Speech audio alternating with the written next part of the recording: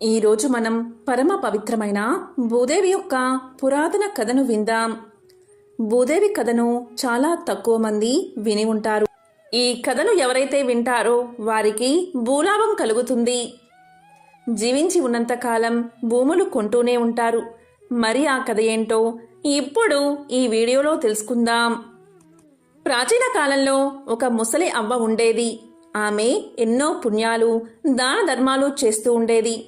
అది ఎంతగా అంటే ఇల్లంతా కూడా ఖాళీ అయిపోయేది. ఇంట్లో అవసరం ఉన్న వస్తువులను కూడా దానం చేసేది ఆ అవ్వ. ఆమె చేసిన దాన ధర్మాలు ఎంతటివి అంటే ఇంద్ర సింహాసనాన్ని అధిష్ఠించేంత. ఈ నోట ఆ నోట ఆ మాట ఇంద్రుడి దాకా వెళ్ళింది. అప్పుడు ఇంద్రుడు యమధర్మరాజుతో ఇలా పలికాడు: యమధర్మరాజా, ఎవరు నా సింహాసనాన్ని లాక్కోవాలని చూస్తున్నారు? ఎవరు భూమి మీద ఇంతగా దానాలు చేసి ఇంద్ర పదవిని చేజిక్కించుకోవాలనుకుంటున్నారు? వారెవరో కనుక్కుని రమ్మని ఇంద్రుడు యమధర్మరాజును పంపుతాడు. అప్పుడు యమధర్మరాజు దానం చేసే వ్యక్తి కోసం భూమి మీదకి వస్తాడు. యమధర్మరాజు వేషం మార్చుకుని ఒక దరిద్రుడి రూపంలో భూమి మీదకి వస్తాడు. ఆ ఊరిలో ఈ ఊరిలో తిరుగుతూ బిచ్చమెత్తుకుంటూ జీవనాన్ని సాగిస్తాడు. ప్రతి ఒక్కరిని కూడా బట్టలను ఇమ్మని అన్నం పెట్టమని తిరుగుతూ ఉంటాడు. అది శీతాకాలం. ఆ దరిద్రుడు చిరిగిపోయిన బట్టలు వేసుకుని ఊరంతా తిరుగుతూ ఉన్నాడు. ప్రతి ఒక్కరి ఇంటి ముందు ఆగి, అమ్మా, అన్నం పెట్టండి, కొంచెం బట్టలు ఇవ్వండి కట్టుకోవడానికి అని అభ్యర్థిస్తూ ఉంటాడు. కానీ ఎవరూ కూడా అతని అరుపులను పట్టించుకోరు. రోజంతా ఈ విధంగా చేస్తూ అలసిపోయి రాత్రికి ఒక ఇంటికి చేరుకున్నాడు. అది ఆ ముసలి అవ్వ ఇల్లు. యమధర్మరాజు దరిద్రుడి రూపంలో అన్నం పెట్టండి, బట్టలు ఇవ్వండి అని ఆ ఇంటి బయట నుంచుని అరవగానే ఆ మాటలు ముసలి అవ్వకు వినిపించాయి. ఆ ముసలి అవ్వకు 4 కోడళ్ళు. పెద్దావిడ చాలా మంచిది, చిన్నావిడ చాలా గడుసుది. ఆ దరిద్రుడి మాటలు విన్న ముసలవ్వ కోడలను పిలిచి, ఎవరో పిలుస్తున్నారు, ఏంటో చూడండి అని కేక వేసింది. ఆ 4 కోడళ్ళు కూడా ఇలా సమాధానం చెప్పారు: మన ఇంటికి ఎవరో ఒకరు వస్తూనే ఉంటారు, ఏదో ఒకటి అడగడానికి. ఇటువంటి రాత్రి సమయంలో, అందున 12 గంటలకు మమ్మల్ని పడుకోనివ్వరా? మేము బయటకు వెళ్ళము అని సమాధానం చెప్పారు. కానీ పెద్ద కోడలు వెంటనే ఇలా చెప్పింది: అమ్మా, నేను చూసి వస్తాను, మీరు చింతించకండి అని పెద్ద కోడలు బయటకు వెళ్ళి అక్కడ దరిద్రుణ్ణి చూసి లోపలికి వచ్చి అత్తగారితో చెప్తుంది. అక్కడ ఒక దరిద్రుడు బయట కూర్చుని ఉన్నాడు. కప్పుకోవడానికి చిన్న వస్త్రమైనా అతని దగ్గర లేదు, అందుకే వస్త్రాన్ని ఇవ్వమంటున్నాడు అని చెప్పింది. దానికి అత్తగారు, అమ్మా, అక్కడ ఒక కంబలి ఉంది, దానిని అతనికి ఇవ్వు అంది. దానికి కోడలు, అత్తయ్య, అది మామగారి కంబలి కదా, అది ఒక్కటే ఉన్నది కదా, దానిని అతనికిస్తే మామగారు ఏం కప్పుకుంటారు అని అనగానే అత్తగారు ఇలా పలికింది: మనం ఇంటి లోపల ఉన్నాం సురక్షితంగా, కానీ అతను బయట చలికి గజగజా వణుకుతూ ఉన్నాడు. మనం ఇంటి లోపల వెచ్చగా ఉన్నాం కదా, ఈరోజు ఇది కాకపోతే వేరొకటి దొరుకుతుంది, ఈ కంబల్ని తీసుకుని అతనికి ఇవ్వు అని సమాధానం చెప్తుంది. వెంటనే పెద్ద కోడలు ఆ కంబలని దరిద్రుడి రూపంలో ఉన్న యమధర్మరాజుకు అందిస్తుంది. ఇక యమధర్మరాజు స్వర్గానికి చేరుకుంటాడు. ఇంద్రుడికి ఇలా చెప్తాడు: భూలోకంలో ఒక ముసలి అవ్వ ఉంది. ఆమె దగ్గర ఒక్క కంబలే ఉన్నా కూడా దానిని నాకు దానం చేసింది. ఆమె మహాధర్మాత్మురాలు అని ఎన్నో విధాలుగా ఆమెను పొగిడాడు. దీంతో ఇంద్రుడు అనుమానంతో ఆమె నా సింహాసనాన్ని ఖచ్చితంగా తీసేసుకుంటుంది, కాబట్టి ఆమెను వెంటనే ఇక్కడికి తీసుకురా అని తెలియజేస్తాడు. దీంతో యమధర్మరాజు యమదూతలను పంపి ఆ ముసలి అవ్వ యొక్క ప్రాణాలు తీసుకురమ్మని చెప్తాడు. యమదూతలు వెంటనే భూలోకానికి చేరుకుని ముసలి అవ్వ యొక్క ప్రాణాన్ని తీసేస్తారు. తమతో పాటు స్వర్గానికి తీసుకువస్తారు. స్వర్గపు తలుపుల దగ్గర ఆమెను విడిచిపెట్టి యమలోకానికి వెళ్లిపోతారు యమదూతలు. స్వర్గపు తలుపు దాటాక మొదటి అడుగు వేసేసరికి అక్కడంతా కూడా నీళ్లే ఉన్నాయి. కాలు వేద్దాము అంటే అక్కడ ఆమెకు భూమి కనిపించడం లేదు. అదంతా చూసి ముసలి అవ్వ ఎంతో కంగారు పడింది. ఎక్కడ నిలబడి ఉందో అక్కడే ఉండిపోయింది. ఇలా ప్రార్థించింది భగవంతుణ్ణి. భగవంతుడా, ఏమిటి ఈ శిక్ష? ఏం జరగబోతుంది? నా కాలి కింద కొంచెం భూమైనా లేదే, నేను ఎలా నిలబడాలి? ఇటువంటి పరిస్థితుల్లో నన్ను ఎందుకు ఇక్కడికి తీసుకువచ్చావు అని పలికింది. అక్కడికి చేరుకున్న యమధర్మరాజు ఇలా పలికాడు. అవ్వా, నువ్వెప్పుడూ కూడా భూదేవి కథను వినలేదు, అందుకే నీకు ఇలాంటి గతి పట్టింది అని సమాధానం చెప్పాడు. అప్పుడు ముసలి అవ్వ ఇలా పలికింది. నడవడానికి భూమి లేనప్పుడు నన్ను ఇక్కడికి ఎందుకు తీసుకువచ్చారు? ఎవరైతే భూదేవి కథను వింటారో వారికి ఇక్కడ భూమి లభిస్తుంది అని యమధర్మరాజు చెప్పాడు. అప్పుడు ముసలి అవ్వ దీనంగా ఇలా పలుకుతుంది. నాకు అదంతా తెలియదు, భూదేవి కథ ఏమిటో నాకు వివరంగా చెప్పండి అని కోరింది. అది చేసే విధి విధానాన్ని కూడా తెలియచేయండి అని ప్రార్థించింది. అప్పుడు యమధర్మరాజు, అయితే నువ్వు భూలోకానికి తిరిగి వెళ్ళు, అక్కడ భూదేవి కథను విను, భూదేవి వ్రతాన్ని ఆచరించు, అలా చేస్తే నీకు స్వర్గంలో నడవడానికి భూమి లభిస్తుంది, అవన్నీ చేశాక తిరిగి స్వర్గానికి రా అని సమాధానం చెప్పాడు. ముసలి అవ్వ రాత్రి మరణించిన కారణంగా కొడుకులు కోడళ్ళు అంతిమ సంస్కారాల కోసం సిద్ధం చేస్తున్నారు. మొత్తం అన్నీ సిద్ధం చేసిన తర్వాత నలుగురు కొడుకులు కూడా ముసలి అవ్వను తీసుకు వెళ్తున్నారు. ఇలా సగం దూరం వెళ్లేసరికి ముసలి అవ్వ ఇలా పలికింది, నన్ను ఎక్కడికి తీసుకుని పోతున్నారు అని. వెంటనే పెద్ద కొడుకు ఆశ్చర్యపోయి, అమ్మా, నువ్వు భూతంలా మారిపోయావా అని అడిగాడు. దానికి ముసలి అవ్వ జరిగిందంతా తన కొడుకులకు తెలియచేసింది. నేను ఇక్కడ 7 రోజులు మాత్రమే ఉంటాను, ఒక మంచి బ్రాహ్మణుణ్ణి పిలిపించండి, నాకు భూదేవి వ్రతకథను వినిపించడానికి అని కొడుకులను కోరింది.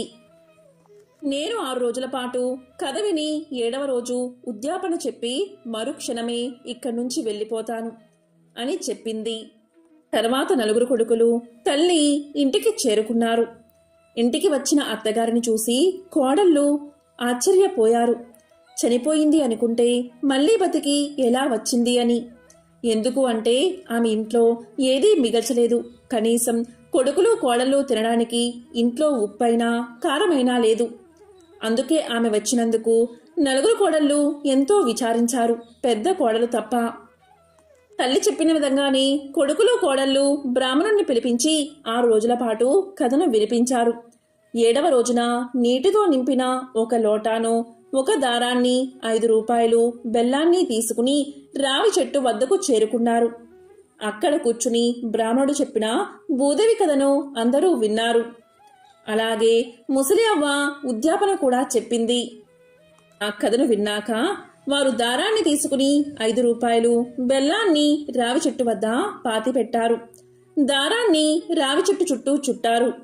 అప్పుడు ముసలి అవ్వ చేతులు జోడించి ఇలా చెప్తుంది, భూమాత, వీటిని స్వీకరించు, నేను చేసిన సమస్త పాపాలను కూడా వీటిలో కలిపేయి, నాకు భూమిని ఇవ్వు, మళ్ళీ నేను ఎప్పుడూ కూడా ఇక్కడికి చేరుకోకూడదు.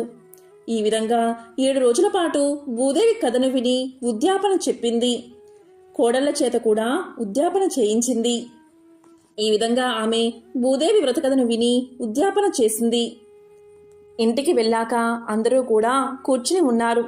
అప్పుడు ముసలి అవ్వ ఇలా పలికింది, కోడల్లారా, ఇక్కడ నాకు ఇదే చివరి రోజు కాబట్టి అవకాయ పచ్చళ్లతో విందు భోజనాన్ని ఏర్పాటు చెయ్యండి అని అడిగింది. దానికి చివరి కోడలు, ఏమున్నాయని విందు భోజనం మీకు, ఏమి మిగిల్చారు మీరు అని కస్సుబుస్సులాడింది. కానీ పెద్ద కోడలు మాత్రం ఈ ఇంట ఆ ఇంట ఒక్కో వస్తువుని సమకూర్చుకుని అత్తగారికి అవకాయ పచ్చలతో విందు భోజనం ఏర్పాటు చేసింది. భోజనమంతా సిద్ధమయ్యాక అందరూ కలిసి భోజనాన్ని తిన్నారు. తరువాత అందరూ కూడా నిద్రపోయారు. తెల్లవారుజామునే ముసలి అవ్వ దైవ విమానం ఎక్కి దేవలోకానికి చేరుకుంది. దేవలోకం చేరుకుని స్వర్గలోకపు తలుపులు తెరిచాక ఆమెకు దారి కనబడింది. అప్పుడు ఆమె ఇంద్రుడితో ఇలా పలికింది, దేవా, నేను జీవించి ఉన్నంతకాలం ఎన్నో దాన ధర్మాలు చేశాను, ఎన్నో పుణ్యకార్యాలు చేశాను. నేను తినక దేహి అన్నవారికి అన్నీ దానం చేశాను. కానీ నా బిడ్డలను మాత్రం దీన స్థితిలో ఉంచాను. వారు తినడానికి తాగడానికి కూడా ఏమీ లేకుండా చేశాను. దేవా, నన్ను కరుణించి నా బిడ్డలను కాపాడు అని ప్రార్థించింది. వెంటనే ఇంద్రుడు ముసలియవ్వ కుటుంబంలో సుఖ సౌఖ్యాలు ధనాభివృద్ధి ఉండేలా ఆశీర్వాదం చేశాడు. దీనివల్ల ముసలి అవ్వ చనిపోయిన తర్వాత కొడుకులు దహన కార్యక్రమాలు పూర్తి చేసిన తర్వాత ఇంటికి వచ్చి వారు ఇంట్లోకి ప్రవేశించగానే ఇల్లంతా సరుకులతో ధన ధాన్యాలతో నిండిపోయింది. అప్పుడు కొడుకులు ఎంతో సంతోషించి ఇదంతా మా అమ్మ చేసిన దాన మహిమ వల్లే అని వారి అమ్మను కొనియాడారు. పెద్ద కోడలు గదికి వెళ్లి చూడగా పెద్ద కోడలు పెట్టెలో చెప్పలేనంత ధనం ఉంది. కానీ 4వ కోడలు పెట్టి తెరిచి చూస్తే ఆమె పెట్టెలో ఒక్క కానా కూడా లేదు. ఎందుకు అంటే ఆమె ఎప్పుడూ కూడా అత్తగారికి కనీస సేవలు కూడా చేయలేదు. అంతేకాకుండా భూదేవి వ్రతను వినడం వల్ల ఉద్యాపన చేయడం వల్ల వారికి అష్టైశ్వర్యాలు భోగ భాగ్యాలు కలిగాయి. ఎంతో పవిత్రమైన వరాహ పురాణంలోని ఈ కథను వింటే చాలు సకల దేవతల అనుగ్రహం మీకు కలుగుతుంది. మరి ఆ కథ ఏంటి అంటే, ఒకసారి బ్రహ్మ మానస పుత్రుడైన సనత్ కుమారుడు భూమాత వద్దకు వచ్చి ఇలా పలికాడు. అమ్మా భూదేవి, శ్రీ మహావిష్ణువు నిన్ను ఉద్ధరిస్తున్నప్పుడు నీవు చూసిన అద్భుతాలను వివరించు తల్లి అని కోరాడు. దానికి భూదేవి సనత్ కుమారుడితో ఇలా పలికింది.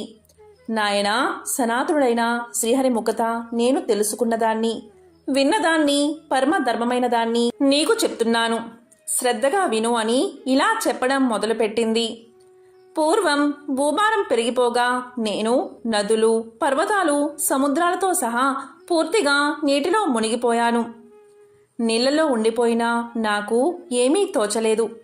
నీళ్లలో ఉండడం వల్ల నక్షత్రాలు, గ్రహాలు, సూర్యచంద్రులు ఏమీ కనబడలేదు. ఏం చెయ్యాలో నాకు తోచలేదు. ఎవరు ఉద్ధరిస్తారో నన్ను అనే విషయం మీద నాకు బెంగ పట్టుకుంది. ఇలా కొంతకాలం గడిశాక నేను కాస్త శక్తి తెచ్చుకుని రూపాన్ని ధరించి సరాసరి బ్రహ్మలోకానికి పోయాను. బ్రహ్మలోకం చేరుకుని ఇలా పలికాను. పితామహ, నీవే నాకు దిక్కు.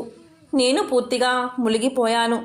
అంతా చీకటిమయం, దయచేసి నన్ను ఉద్ధరించండి అన్నాను. నా ప్రార్థన విన్న బ్రహ్మ ధ్యానంలోకి వెళ్ళి మళ్ళీ తిరిగి వచ్చి ఇలా పలికాడు. దేవి, నిన్ను ఉద్ధరించే శక్తి నాకు లేదు. సకల లోకాలకి ప్రభువు, అందరికీ కర్త లోకేశుడు, మాయాశక్తి సంపన్నుడు అయిన శ్రీహరిని శరణు వేడుకో. ఆయనే నిన్ను ఉద్ధరించగల సమర్థుడు అని పలికాడు. అప్పుడు నేను సరాసరి బ్రహ్మలోకం నుంచి వైకుంఠానికి చేరుకున్నాను. అక్కడ శేషపాన్పు మీద శ్రీహరి యోగ నిద్రలో ఉన్నాడు. ఆయనకు చేతులు జోడించి ఇలా పలికాను. ప్రభు, నేను నా బరువును మొయ్యలేక, అంటే భూభారాన్ని మొయ్యలేక నీళ్లలో పడిపోయాను. బ్రహ్మదేవుణ్ణి రక్షించమని కోరితే ఆయన మీ దగ్గరకు పంపించాడు. లోకనాథ, జనార్దన, నన్ను దయచేసి నీటి నుండి బయటకు తీయండి అని ప్రార్థించాను. నా స్తోత్రాలు విన్న శ్రీహరి ఎంతో సంతోషించి వెంటనే వరహ రూపాన్ని ధరించి నన్ను ఉద్ధరించాడు. ఆయన ఎంతో గొప్ప దయామయుడు. ఆయన నన్ను ఉద్ధరిస్తున్నప్పుడు నేను ఎన్నో అద్భుతాలు చూశాను. ఆయన శక్తి సామర్థ్యాలు నాకెంతగానో ఆశ్చర్యాన్ని కలిగించాయి. ఎంతో అవలీలగా అతను తన కోరలతో నన్ను రక్షించాడు అని భూదేవి సనత్ కుమారుడికి తెలియచేసింది. అంతేకాదు, సనత్ కుమార, పూర్వం మహాబలవంతుడైన వరాహమూర్తి అత్యంత విశాలమైన తన శరీరంతో పర్వతాలు, నదులు, సముద్రాలతో కూడిన భూమండలాన్నంతా తన కోర అంచుతో పైకెత్తి నిలబెట్టాడు. అదేవిధంగా ఆయన వివిధ అవతారాలు ధరించి కంసుడు, మురుడు, నరకుడు, రావణుడు తదితర రాక్షసులను చంపాడు.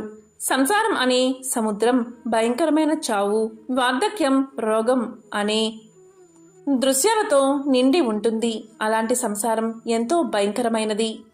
తన భక్తుల్ని ఆ సంసార భయం నుంచి దూరం చేసేవాడు, నరక రావణాది అసురుల్ని హతమార్చినవాడు, వరహ రూపాన్ని ధరించినవాడు, స్వర్గలోకాధిపతి అయినవాడు, భూదేవి నాథుడు, శత్రువుల్ని అవలీలగా అంతం చేసినవాడు కేవలం ఆ మహావిష్ణువు ఒక్కడే అని సనత్ కుమారుడికి తెలియచేసింది భూమాత. ఈ విధంగా వరాహమూర్తి భూదేవిని ఉద్ధరిస్తున్న సమయంలో భూదేవి ఇలా పలికింది. స్వామి, పూర్వం హయగ్రీవుడు వేదాల్ని అపహరించినప్పుడు నీవు మత్స్యావతారాన్ని ధరించి రసాతలంలోకి వెళ్లి ఆ వేదాల్ని పైకి తెచ్చి బ్రహ్మకు ఇచ్చావు. ఆ తరువాత దేవదానవులు సముద్రాన్ని మదించినప్పుడు నీవు తాబేలు రూపాన్ని ధరించి మందర పర్వతాన్ని పైకెత్తి ఆ సాగర మదనం నిర్విఘ్నంగా కొనసాగేలా చేశావు. ఇంకో కల్పంలో భూదేవినైన నన్ను రసాతలంలోకి జారిపోతూ ఉంటే నీవు వరాహ రూపం ఎత్తి కూరలతో నన్ను పైకెత్తి రక్షించావు.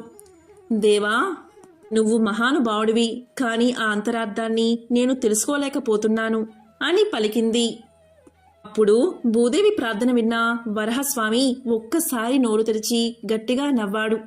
అలా నవ్వుతున్న ఆయన కడుపులో భూదేవికి ఏకాదశ రుద్రులు, అష్టవసువులు, సిద్ధులు, మహర్షులు దర్శనమిచ్చారు.